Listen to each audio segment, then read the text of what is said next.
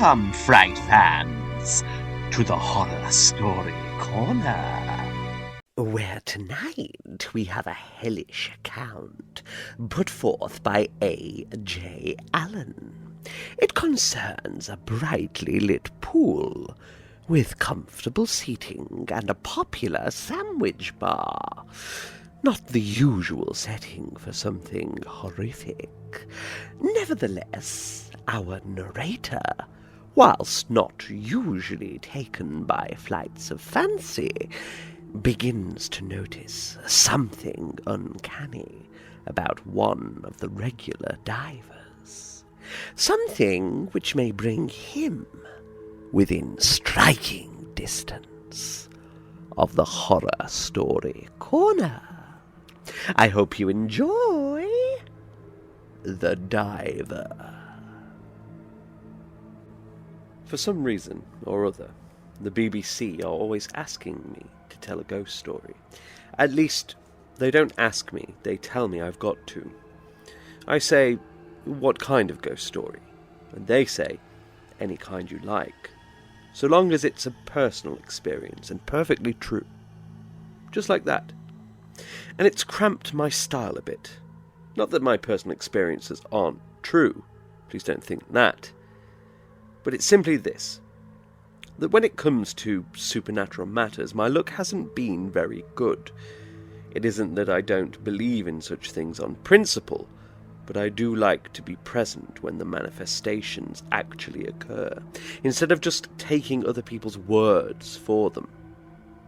And somehow or other, as I've said before, my luck has not been very good. Lots of people have tried to convert me. There was one young woman in particular. She took a lot of trouble about it, quite a lot. She used to take me to all sorts of parties where they had seances. You know the kind. Table turning, planchette, and so on. But it wasn't any good. Nothing ever happened when I was there. Nothing spiritual, that is. People always said, "Ah, my boy, you ought to have been here last night. The table fairly got up and hit us in the face."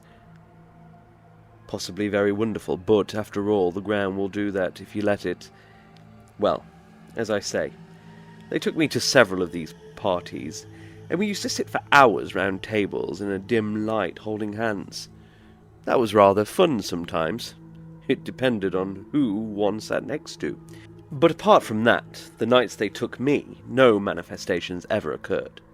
Planchette wouldn't spell a word, and the table might have been screwed to the floor.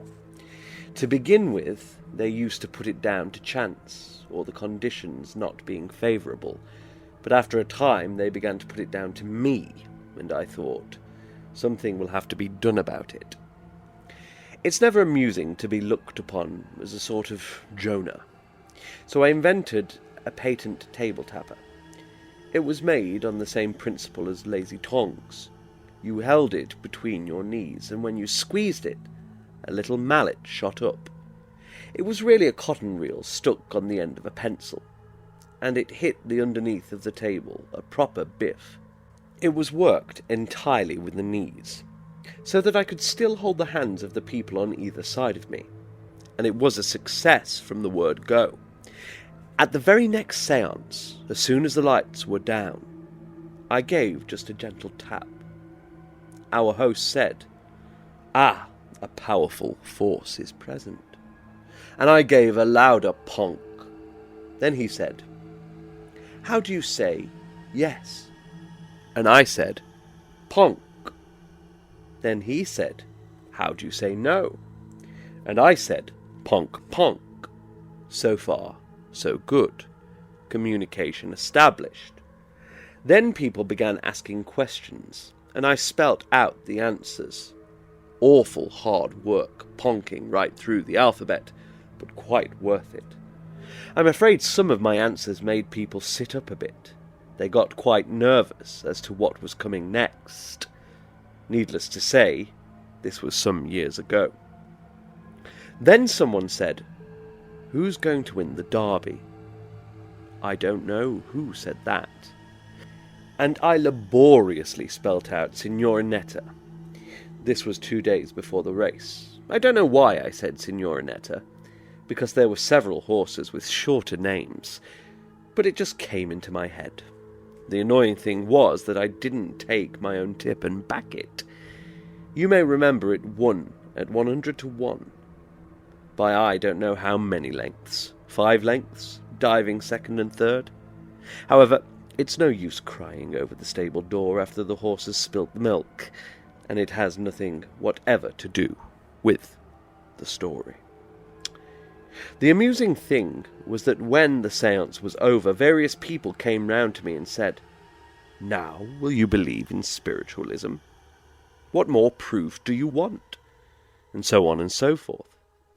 It struck me as rather rich that they should try to convert me with my own false evidence, and I don't mind betting you that if I'd owned up to the whole thing being a spoof, not a soul would have believed me. That's always the way. I've told you all this to show you that I'm not exactly dippy on the subject of spiritualism. At any rate, not the table-turning variety. Very largely because it is so easy to fake your results.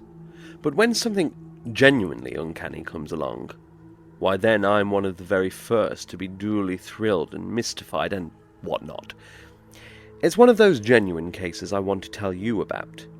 It happened to me personally. But first of all, you must know that there's a swimming bath at my club. Very good swimming bath too. Deep at one end and shallow at the other. There's a sort of hall place adjoining it.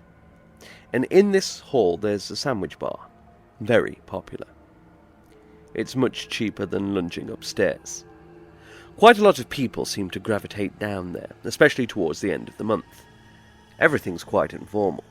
You just go to the counter and snatch what you want, take it to the table, and eat it. Then, when you've done, you go and tell George what you've had.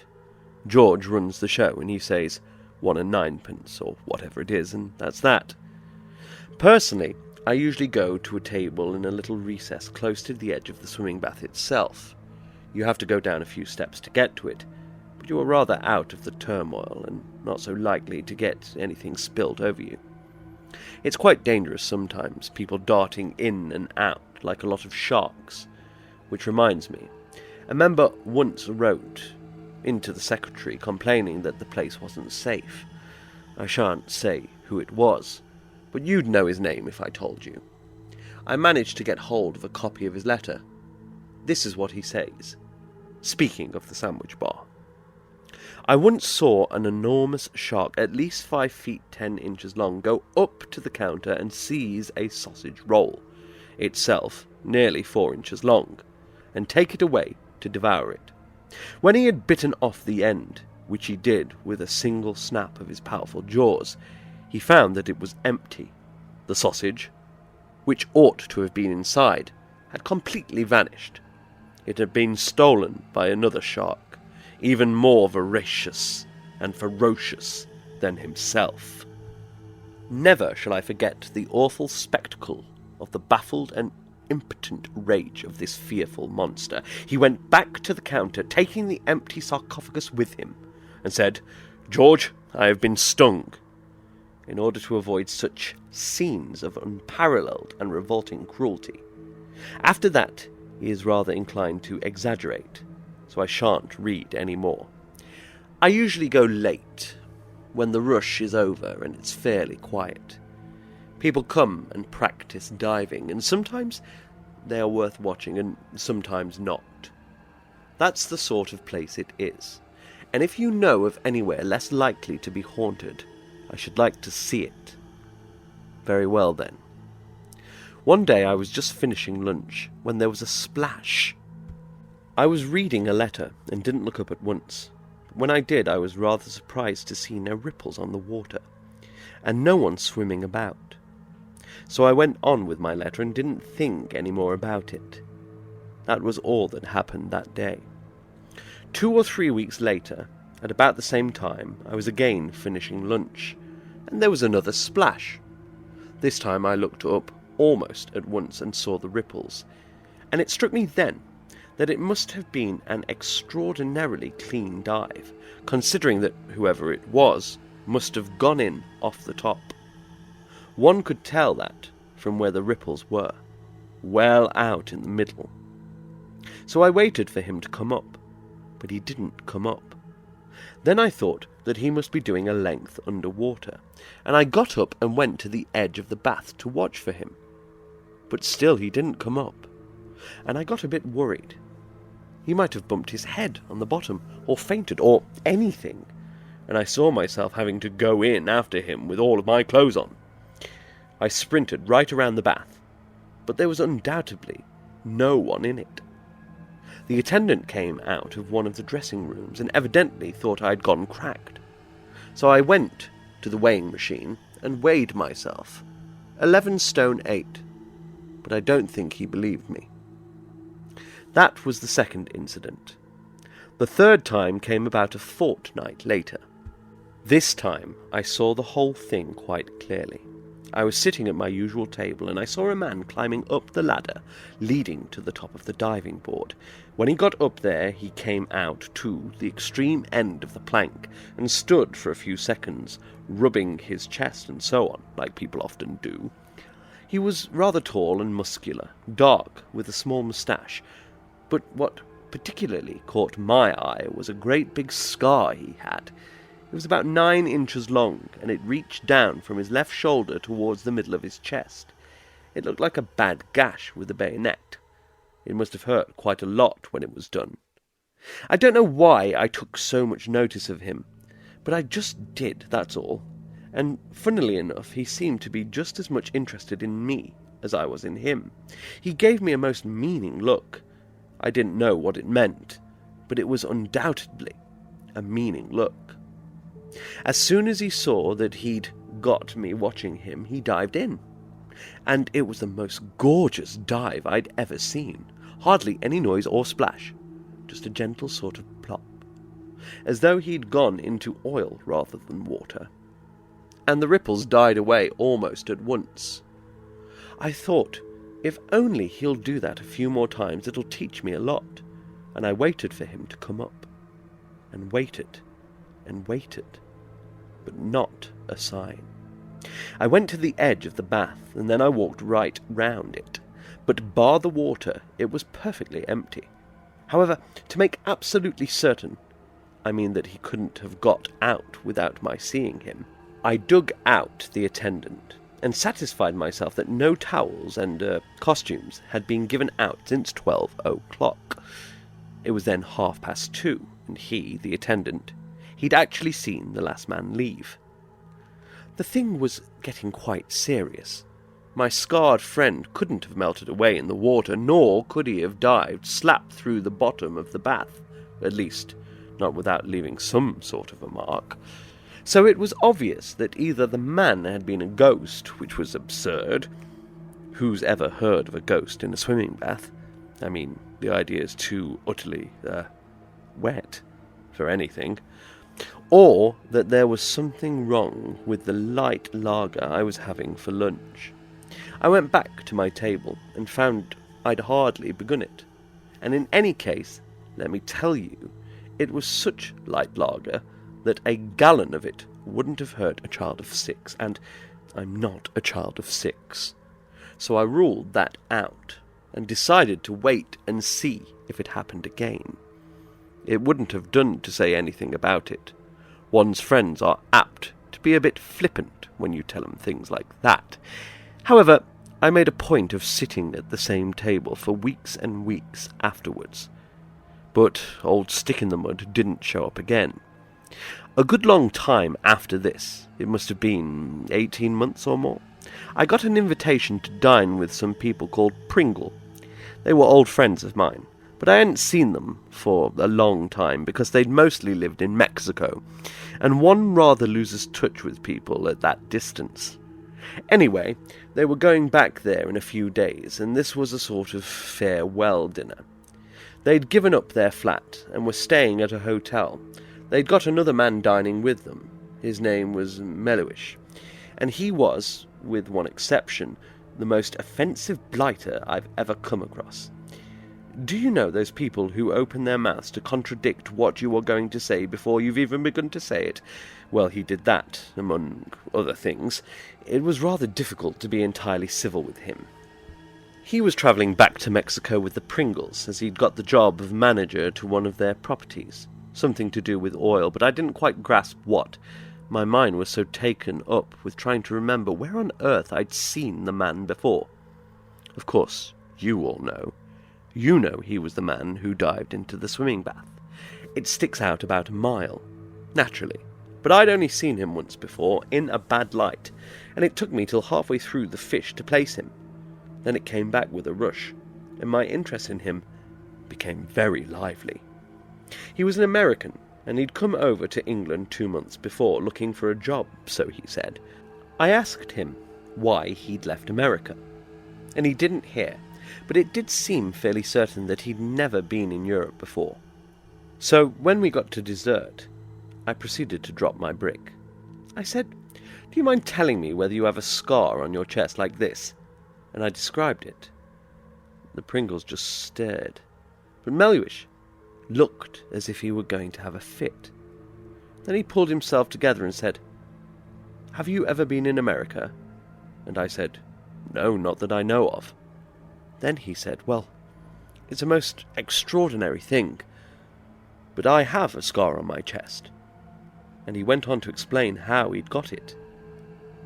Funnily enough, he'd gone in for high diving a lot when he was younger, and taken any amount of prizes, and on one occasion he'd found a sharp stake at the bottom of a river. He gave us full particulars. Very messy. But what they all wanted to know was how I knew anything about it. Of course, it was a great temptation to tell them, but they'd only have thought I'd gone off my rocker.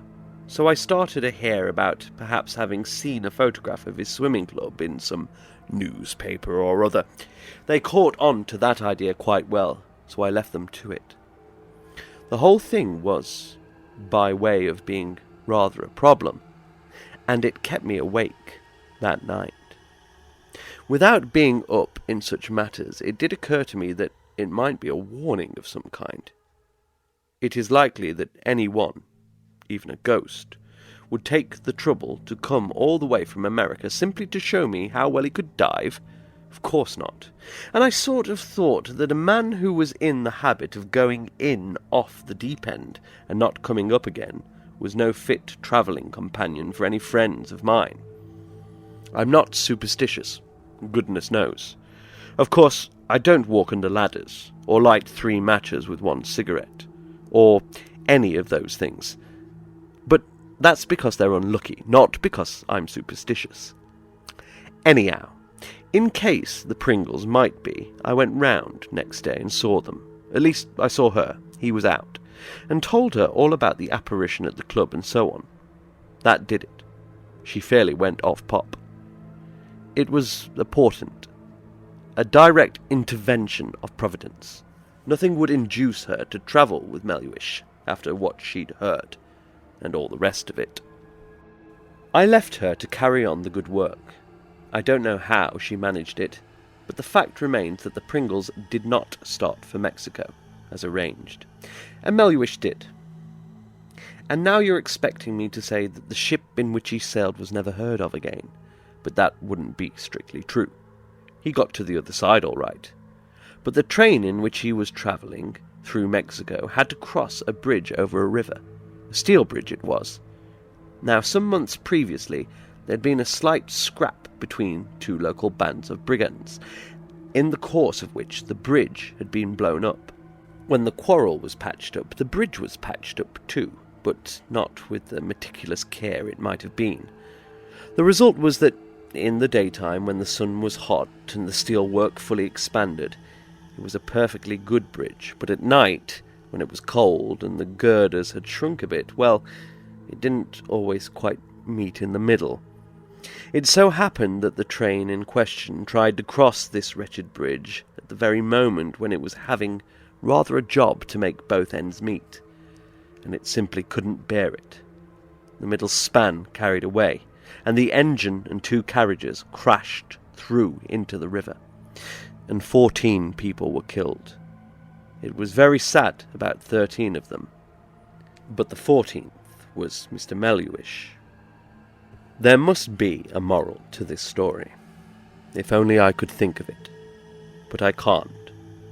So perhaps some of you can help me by suggesting one. Well, looks like Melhuish sadly took a plunge for the last time. A pity, but do not worry, fellow travellers, for the Horror Story Corner is filled with lakes of fire and diving boards so very high it's dizzying to comprehend. I have no doubt that Melhuish will be enjoying them, both now and for all eternity. Thank you for listening, and as ever, sleep well.